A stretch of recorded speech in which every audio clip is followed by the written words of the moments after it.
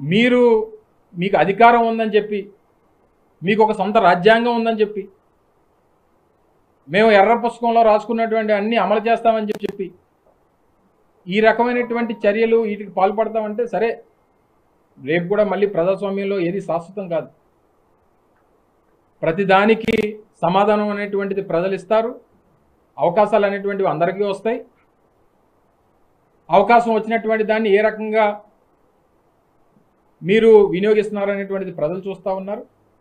ఏదేమైనప్పటికీ ఇది వైఎస్ఆర్ కాంగ్రెస్ పార్టీ నాయకులు, కార్యకర్తలు, అభిమానులు అందరికీ సంబంధించినటువంటి ఒక దేవాలయం లాంటిది.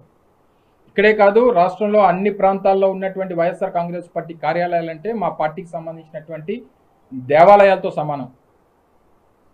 తప్పకుండా రానటువంటి కాలంలో చట్టపరంగా మేము పోరాటం చేస్తాం. మేము చట్టాన్ని ఎక్కడా కూడా మేము అధికారం ఉందని చెప్పి, వాస్తవంగా అయితే గతంలో 10-11 బిల్డింగులు తెలుగుదేశం పార్టీ హయాంలో నిర్మించారు. తీయమనంటే వాళ్ళకి ఏంటంటే దేనికి పర్మిషన్స్ ఉన్నాయో. 2002-2003లో విశాఖపట్నంలో ఉన్నటువంటి దస్పల్ హిల్స్ పక్కన ఉన్నటువంటి వారి ప్రభుత్వ కార్యాలయానికి 17-18 సంవత్సరాలు అసలు ప్లాన్ అప్రూవల్ వెళ్ళలేదు. ఆ రోజు ప్రతిపక్షంగా మేము ఫైట్ చేసి అసలు మీ తాలూకా రికార్డ్స్ అన్ని బయట తీయమంటే అప్పుడు 16-17 సంవత్సరాల తర్వాత వాళ్ళు ప్లాన్ అప్రూవల్కి అప్లై చేశారు. అప్పటి వరకు ఉన్నటువంటి ఫైన్లన్నీ అప్పుడు కట్టారు. అప్పటి వరకు ఉన్నటువంటి ట్యాక్స్లు ఒకరోజు కట్టలేదు. ప్రభుత్వానికి కట్టాల్సినటువంటి లీజ్ అమౌంట్ కట్టలేదు. వీరు వచ్చి ఈరోజు నీతులు చెప్పి మేము ఈ రకంగా కార్యక్రమాలు చేయడం అనేటువంటి సమంజసం కాదు. ఏదేమైనప్పటికీ మేము చట్టపరంగా మాకున్నటువంటి రైట్స్ని మేము ప్రొటెక్ట్ చేసుకుంటూ మా దేవాలయాలని మేము ప్రొటెక్ట్ చేసుకుంటాం. ఇలాంటి యాటిట్యూడ్, అలాంటి బిహేవియర్ మాకు లేదు.